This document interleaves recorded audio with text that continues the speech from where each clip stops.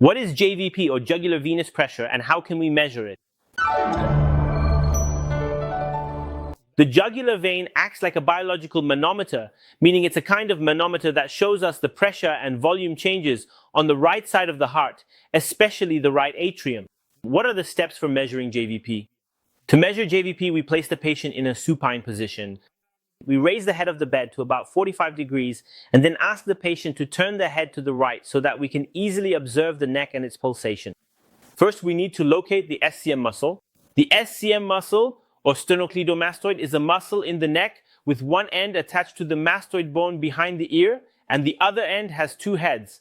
One attaches to the clavicle bone and the other to the manubrium bone. Like this, we can find the JVP pulse or the internal jugular vein on the inner surface of the SCM muscle between the thyroid cartilage or Adam's apple on one side and the inner edge of the SCM muscle.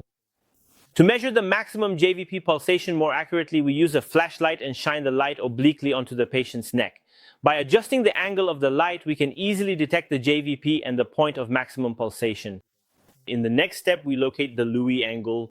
When we palpate from top to bottom, this bony prominence can be clearly felt under our fingers, and in this patient, it is felt exactly beneath my fingertips. We call this the Louis angle. The distance from the Louis angle, that is this bony prominence, to the right atrium is 5 centimeters. Therefore, we add these 5 centimeters to the amount of JVP that can be detected and measured on the patient's neck. To measure the JVP, we use 2 rulers. We place the first ruler perpendicular to the Louis angle, and with the second ruler, we need to find the point of maximum pulsation on the patient's neck and hold it perpendicular to the first ruler like this. Once we've made it perpendicular to the first ruler, we measure the distance between the intersection of these 2 rulers and the surface of the skin. In a normal person, it should be a maximum of 3 centimeters, and when we add that to the 5 centimeters distance to the right atrium, it totals 8 centimeters. In other words, a normal JVP should be less than 8 centimeters of water. Each 1.36 centimeters of water is equivalent to 1 millimeter of mercury.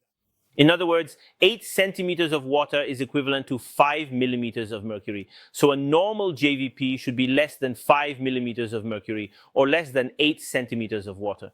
If it is higher than this, it indicates elevated pressures on the right side of the heart.